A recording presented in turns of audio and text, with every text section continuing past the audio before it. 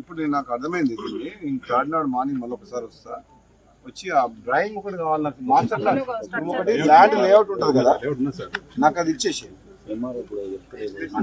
మూల యాక్సిడెంట్ అవుతున్నాయి మొత్తం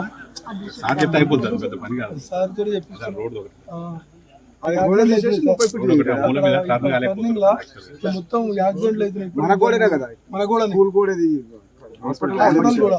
ఇప్పుడు ఫస్ట్ మనం ఏం చేద్దామంటే దాన్ని అవన్నీ తీసేటప్పుడు ఎన్ని యాజిటీస్ ఏదైతే సర్వీసెస్ బంద్ కాకుండా దీన్ని స్టార్ట్ చేసుకొని ఈ ఫ్లోర్ లో ఎన్ని సర్వీసెస్ కంటిన్యూ చేసుకుంటూ ఆ కన్స్ట్రక్షన్ అయిపోయిన తర్వాత ఓవరాల్ గా లాస్ట్ ఫైనల్ గా షిఫ్ట్ అవుతాం. అది మా మాస్టర్ ప్లాన్.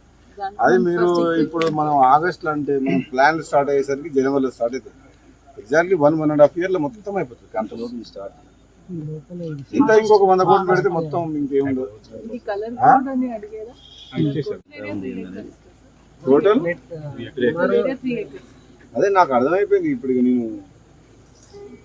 మాట్లాడినా కదా మినిస్టర్ గారితో రమ్మన్నాడు 4వ తారీఖు నాడు మొత్తం ప్లాన్ చేస్తాను.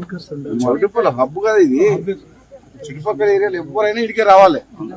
ఇప్పుడు ఎమర్జెన్సీలో ఏమవుతుందంటే మనం హైదరాబాద్ పోయేసరికి పేషెంట్ చచ్చిపోతున్నాం.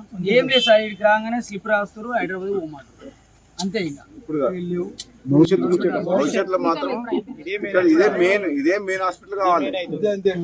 ఇక్కడ సరౌండింగ్ ఏరియాలో ఏది ఎమర్జెన్సీ ఉన్నా సరే, ఎటువంటి ఎమర్జెన్సీ యాక్సిడెంట్ హార్ట్ ఏది వచ్చినా ఇక్కడికి రావాలి. దాన్ని మాట్లాడతాం కదా, డిస్కస్ చేసి మంత్రి గారితో సీఎం గారితో మాట్లాడి ఈ హాస్పిటల్ డెవలప్ చేద్దాం. మంచి సెంటర్ ఇది ప్లేస్.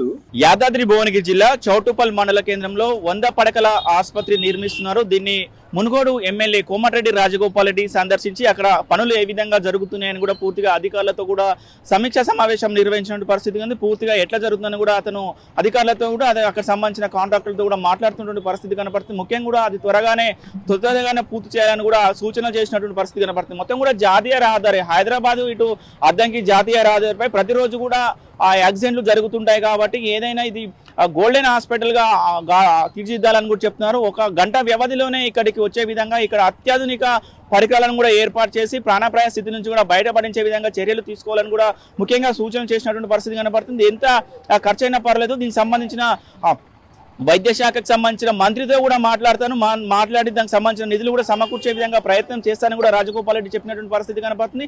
ఇప్పుడు ఏదైతే ఇప్పుడున్న హాస్పిటల్ని అదే విధంగా కొనసాగిస్తూనే మళ్ళీ కొత్తగా ఏదైతే నిర్మిస్తున్నారో దానికి సంబంధించిన పరికరాలను కూడా ఇందులోకి మార్చుకుంటూ కూడా 2 హాస్పిటళ్లను కూడా అభివృద్ధి చేసుకుంటూ విధంగా ప్రజలకు సేవలు అందించాలని కూడా ముఖ్యంగా చెప్పినటువంటి పరిస్థితి కనపడుతుంది. మొత్తం కూడా ముఖ్యంగా ఒకటే చెప్తున్నటువంటి పరిస్థితి, ఇప్పుడు ఏదైతే జాతీయ రహదారిపై యాక్సిడెంట్ అయిన క్రమంలో కూడా అక్కడి నుంచి హైదరాబాద్కు వెళ్ళాలంటే 1.5-2 గంటల సమయం పడుతుంది. ట్రాఫిక్ జామ్ అయినప్పుడు 2 గంటల సమయం కూడా పడుతుంది. కాబట్టి ఇక్కడనే హాస్పిటల్ మంచిగా ఉంటే మాత్రము ఎవరైతే క్షతగాతులు ఉన్నారో వాళ్ళకు మెరుగైన వైద్యం అందించో వాళ్ళను ప్రాణాపాయ స్థితి నుంచి కూడా బయటపడే విధంగా కూడా మనం చర్యలు తీసుకున్న వాళ్ళం అవుతాం. కాబట్టి ఎట్టి పరిస్థితుల్లో ఎక్కడ కూడా రాజీ పడకుండా కూడా ప్రభుత్వ ఆసుపత్రిని 100 పడకల ఆసుపత్రిని అతి త్వరగా పూర్తి చేసి కూడా ప్రారంభోత్సవం చేయాలని కూడా చెప్తున్నారు. దానికి సంబంధించిన పరికరాలు దాంట్లో ఉన్న అన్ని వసతులు కూడా కల్పించే విధంగా చర్యలు తీసుకోవాలని కూడా అధికారులకు సూచించినటువంటి పరిస్థితి కనపడుతుంది. వీడియో జర్నలిస్ట్ కృష్ణతో అచ్యుత్ RTV నల్గొండ.